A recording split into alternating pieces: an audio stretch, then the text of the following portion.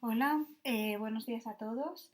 En esta presentación que se titula El realismo, voy a hablar de la narrativa realista de la segunda mitad del siglo XIX, en Europa sobre todo. Como podéis ver, el realismo se desarrolló después del romanticismo, que fue sobre todo a partir de los años 1850. Esto se trata de una unidad didáctica para literatura universal de primero de bachillerato, del Instituto Luis García Berlanga de San Juan. La unidad didáctica tiene el título original de Madame Bovary c'est moi. He elegido este título pues es uno de los exponentes literarios de todo el movimiento, los que más ejemplifican todas las características del movimiento. Es la obra de Madame Bovary. Y la expresión de c'est moi es uno de los testimonios por los que se conoce a Flaubert. En el índice os podéis ver un poco la estructura que voy a seguir con la presentación. En la primera clase hablaremos un poco del contexto histórico, de los fundamentos ideológicos del realismo.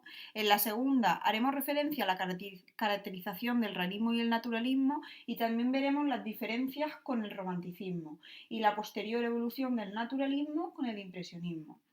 Luego, en la tercera clase, nos centraremos en la novela realista, expresamente en Francia, que es donde se produjo todo el auge del movimiento realista.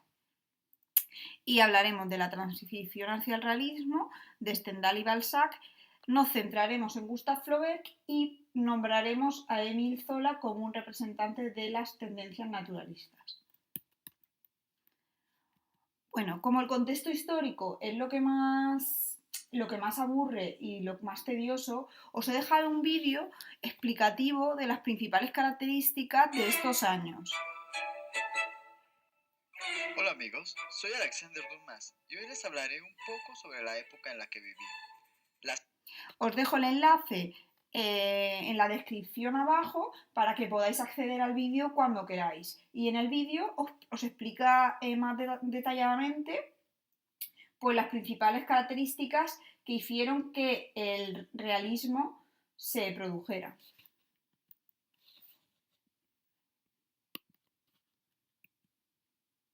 Vale, aquí tenéis un cuadro, resumen, del contexto histórico, social y cultural en Europa y en España. Como podemos ver, vamos a hablar de un crecimiento demográfico en general, tanto en Europa como en España. Y esto va a venir acompañado de un aumento de la industrialización, es decir, la burguesía cada vez tiene más poder en la sociedad. Y entonces la burguesía es la que va a crear todas las obras literarias y la que va a inspirar los temas de las obras. Cada vez va a haber, lo que he dicho, una consolidación del poder de la burguesía. La aristocracia cada vez va a tener menos poder, pero no solamente eso, también el proletariado, la clase obrera empieza a organizarse. Ya no solamente es clase obrera, ahora se organizan. En algunos países, en la zona soviética, sobre todo, el movimiento obrero adquiere gran importancia y allí el realismo ruso, que no lo vamos a nombrar en esta clase, pero el realismo ruso también es un movimiento aparte que se genera un poquito después, pero que la verdad tiene muchísima importancia en la literatura universal. Por último, lo que decía, la burguesía va a marcar los temas de las obras de la segunda mitad del siglo XIX. Van a interesarse mucho por sus realidades, es decir, por las reuniones a las que asistían, por la política, por la razón y, como hemos dicho, en las ciencias va a ser el positivismo y el interés por los problemas sociales lo que va a generar mayor interés. Van a ver, es más que lo que más fundamento va a tener es el ver para creer. Vamos a dejar un poco de lado el romanticismo, la idea del romanticismo de fantasía, de valores individuales, de creación de un personaje individual, para pasar a contextos sociales en general, donde lo que va a importar va a ser la sociedad en su conjunto. Vale, en la clase el primer debate que voy a plantear va a ser sobre esto, en realidad, sobre la historia de la sociedad, porque si hablamos de realismo, el realismo es un movimiento que quiere representar a la sociedad en toda su crudeza, y es que ¿acaso no somos nosotros relevantes para la historia? ¿No es nuestra historia relevante para ser contada? La de cada uno de nosotros. No me estoy refiriendo a un político, a una persona importante, sino a una persona de la vida, a un profesor, a un banquero, a, a una dependienta. ¿No somos acaso nosotros el reflejo de una sociedad y de una época? Eso es lo que empezaron a plantearse la burguesía. Y en realidad es lo que he añadido antes, que es real y que no lo es. Eso también es una de las preguntas que van a empezar a plantearse y que van a querer distinguir muy bien. Y sobre todo, con el auge del periodismo, esto va a entrar mucho más en boga en las conversaciones de los intelectuales. El periodismo quiere reflejar la realidad más que ningún otro oficio. Ellos quieren contar la verdad, pero ¿qué es la verdad? Ahí entra un poco la subjetividad. Entonces también luego con el desarrollo de la fotografía, de las otras formas técnicas de representar la realidad, pues la literatura va a querer acompañar a este movimiento, pero como ya veremos después, como luego ese interés de la literatura va a cambiar, porque claro, van a haber otras artes como el cine o la fotografía que se van a ocupar de reflejar la realidad, pero eso ya en realidad es algo del siglo XX, no del tema que nos interesa ahora mismo. Como hemos dicho, el periodismo va a tener muchísima importancia en esta época y por eso la literatura se va a ver van a ser dos mundos que se van a retroalimentar. El periodismo, los autores del periodismo van a estar escribiendo novelas y los autores de libros van a empezar a escribir artículos en los periódicos. Ahora introduzco un poco el tema central de esta presentación, que es la obra de Madame Bovary, y para motivar la escritura en el alumnado, hemos puesto a disposición del mismo un concurso literario al cual el alumnado se puede presentar en el instituto. Pero centrándolo más en nuestra asignatura, yo lo que quiero es que los alumnos escriban en unas pequeñas líneas en su casa si ellos se sentirían identificados con el personaje de Madame Bovary.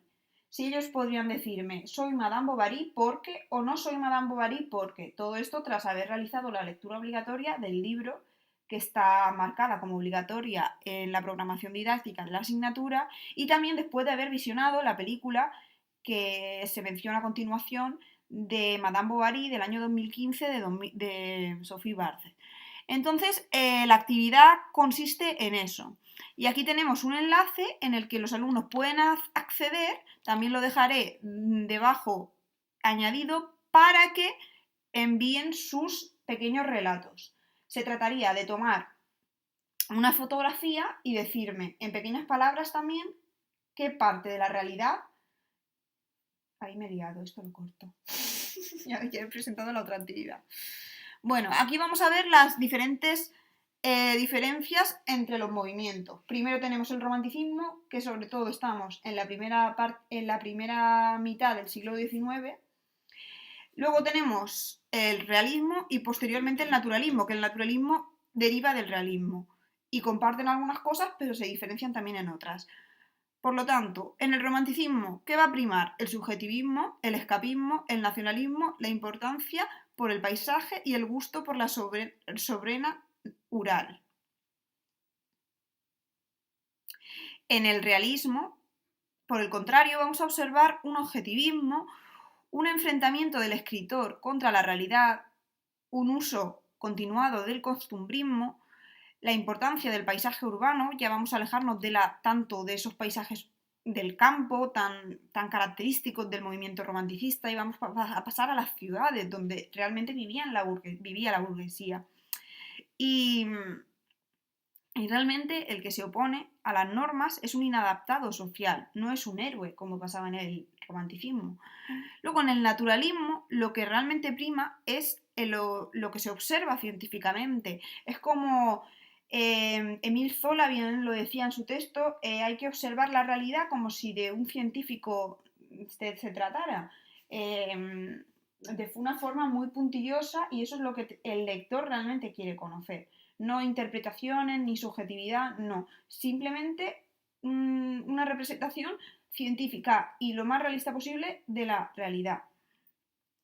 Y el escritor va a enfrentarse a esta realidad intentando darle una explicación científica, es decir, qué espacio es verdadero y concreto. Y también una de las características fundamentales del naturalismo es que se centra en temas escabrosos, es decir, la clase, la clase más baja de la sociedad es la que va a ser tomada por el naturalismo. Uno de los ejemplos clásicos del naturalismo podemos verlo en Charles Dickens, en Oliver Twist, por ejemplo. Eso es la clase, pues la clase más desfavorecida de las sociedades son tomadas en cuenta por la literatura, algo que no había pasado en movimientos anteriores.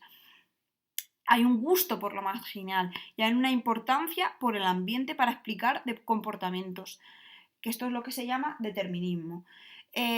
Por lo que tanto, el que se opone tiene justificación por el ambiente y la genética. También se basan un poco en ese aspecto de clases, de darle voz al que no la tiene. Aquí tenemos una cita de Chekhov que viene muy bien para abordar el carácter subjetivo de algunas obras y el papel de las pasiones malvadas, que él las llama así, como tanto lo bueno como lo malo es de interés para ser representado en una novela. O sea, tanto lo más bello como lo más feo, por decirlo de alguna manera, es susceptible de ser representado. Aquí tenemos un pasaje de Madame Bovary que comentaremos en clase, donde se ven todas esas expresiones de pasión, como el autor, desde una forma de narrador omnisciente indirecto, habla y cuenta lo que Madame Bovary siente, pero al mismo tiempo la contextualiza en la situación que está viviendo. E incluso expresa la forma de pensar del hombre con el que está Emma en ese momento. Aquí tenemos una visualización, un fotograma de la película de Madame Bovary. Y en esta visualización vemos un poco cómo Emma está el delirio que quería plasmar Flaubert. En el mapa conceptual que os dejo a continuación en un enlace podéis ver, este es muy interesante, estaría muy bien que lo vieran los alumnos porque se relacionan cada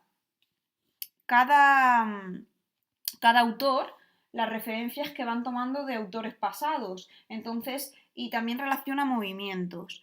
Entonces está muy bien, os dejo el enlace también en la descripción para que podáis acceder a él. Esto es un pequeño esquema del romanticismo y el realismo, pero en este caso en España. Y como hemos dicho, el realismo no es un movimiento solamente que se encuentre en la literatura. Ya sabemos que cuando un movimiento artístico aparece, lo encontramos en todas las artes y podemos decir que el realismo nace en la literatura pero luego se extiende a otras artes, como por ejemplo en la pintura. Nuestra compañera Rebeca nos explicará qué encontramos en estas fotografías, en estas obras.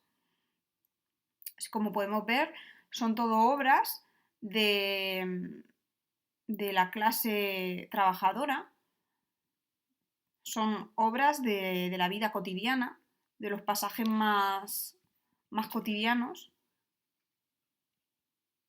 Luego, en este vídeo, que también os voy a dejar el enlace a continuación, podemos ver un poco la transición del naturalismo al impresionismo, porque a mí esto realmente me sorprendió, el sentido de que el impresionismo, un arte tan personal, toma muchas características del naturalismo y sobre todo el impresionismo quiere representar la realidad, pero lo hace de una manera teniendo en cuenta mucho la luz y interpretando un poco las situaciones de la vida cotidiana. Bueno, os dejo este vídeo para que reflexionéis sobre ello. También en la descripción del vídeo viene una pequeña explicación sobre qué son las principales características que el impresionismo tomó del naturalismo.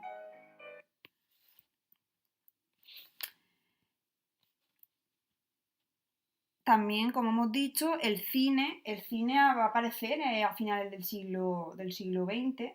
Los hermanos Lumière, del siglo XIX, los hermanos Lumière, en el año 1895, llevan a cabo la primera representación de sus obras en un restaurante de París. Entonces, en este restaurante proyectan las siguientes grabaciones, de la vida cotidiana, como podemos ver la salida de los obreros de la fábrica.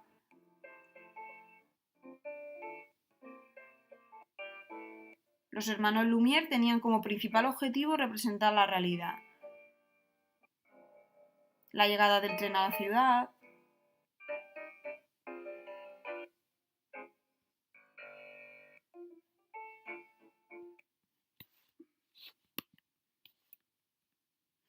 Y por último, lo que más me sorprendió a mí es que el realismo también lo vamos a encontrar en la música. ¿Cómo? ¿Cómo una música puede ser realista?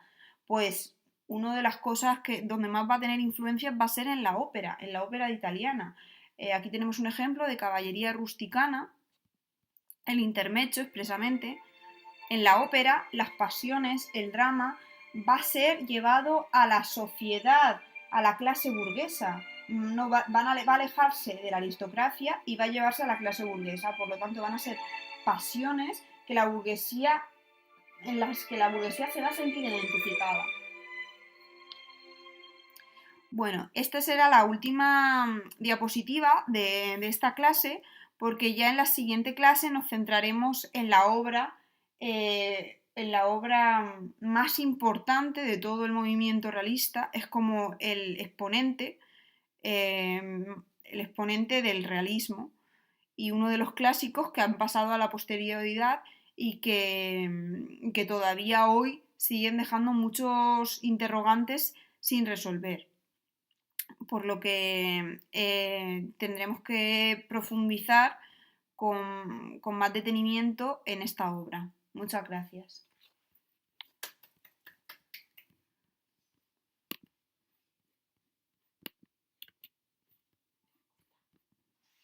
Eso es para todo lo que has hablado, para decírselo a los alumnos. No lo sé.